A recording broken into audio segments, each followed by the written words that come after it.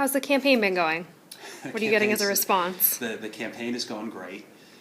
Been in more than 70 cities and towns all around the state over the last a little bit less than a year now, and the reaction to the idea of saying we need to have a new independent party and a governor that's independent of the parties and the interests that are fueling those parties is really extraordinary.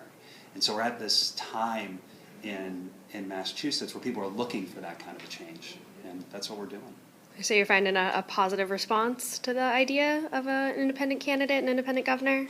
Yeah, I mean it's positive, and it's also reflecting what people are hungry for. There's a reason why people are not voting for the same old candidates and the same old party platforms. It's because they're not interested in supporting it anymore.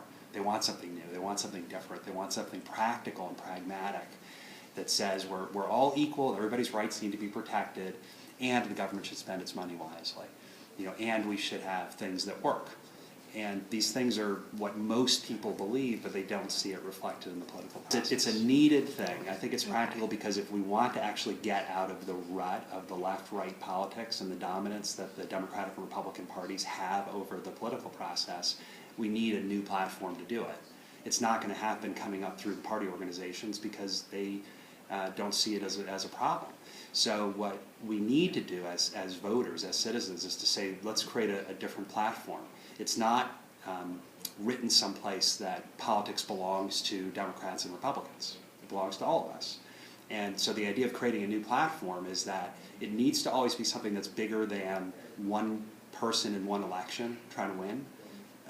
It should be about a platform, a way for other candidates to get involved. Now think about this. 63% of the races in our state legislature have no opposition in them. All right, so we've got people aren't running. The percentage of voters that are participating in elections is down. This special election for Congress was only 13%. So you say if those voters want to see things be done differently, but they don't see candidates that represent that different way of doing things, we need to create a way for those people to get involved. And I have to tell you, they're out there. There's a lot of independent candidates who want to be involved in doing things differently and don't see a way to do it through the two parties. We're going to create the platform to do that. Cool. So what's the challenge to creating a platform? How do you go about it when you don't have those prescribed Republican, Democrat ideals? Well, I don't think people are totally clear on what the parties stand for right now, other than making sure that their people get elected and that they serve the interests of the funders of those parties these days. So I think that is one of the biggest problems that voters see with the two parties. They've created structural barriers to real change. The way campaign finance law works in Massachusetts is that if you're a Democrat or Republican, so if you're a candidate of one of the two recognized parties, you get to raise $15,000 per person per year for your campaign from voters, each voter. As an independent, I'm only allowed to raise $1,000 per person per year. So that's a structural barrier that gets in the way. The nice thing about being independent, because of everything I just described, is that you're able to talk about issues in a really genuine way. I'm not tied to or funded by these large special interests that are funding the party candidates and the party organizations themselves. So that affords you a heck of a lot of freedom to be able to say what is important, what needs to be said. Say the things that, like we do in the business world, which is my background, you have to embrace reality. You have to deal with the world as it is and come up with cold, clear solutions to these issues. This is what people do all the time. We're here at this entrepreneurial center, and what's happening is people say, I see a problem, and I think I have an idea of how to solve it, and now it's just a question of building a structure to make it a reality.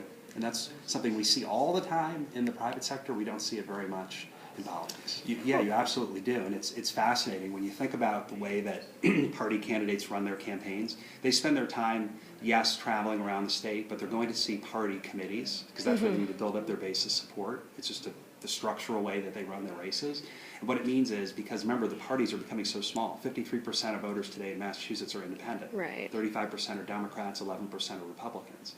Of those small percentages, an even smaller percentage are the members of those committees. That's who the candidates are going to talk to. What that means is there's a huge swath of voters, not just the independent voters, but people that are still registered with one of the parties who just aren't being paid attention to by the political process. So what it means is when I go out there across the state in the 70-plus cities and towns I've been to, I'm meeting with people that other candidates haven't spoken to because they're not there.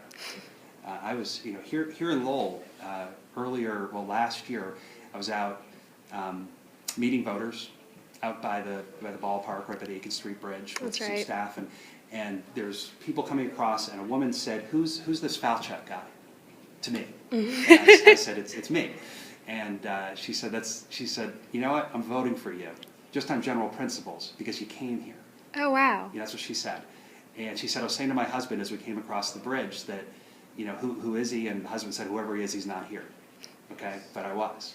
And the irony is that was right around the same time as one of the parties was having its convention here in Lowell. That's right. So look, these stories ring true because of the fact that this is what people understand. This is what I hear this kind of stuff all the time, all around the state. You hear voters say things like, "Oh, they don't listen to us. They never come here."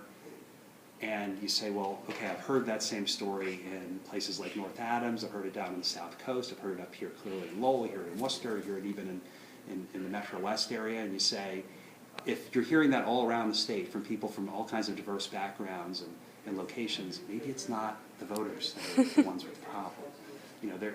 They're not being paid attention to no matter where they are.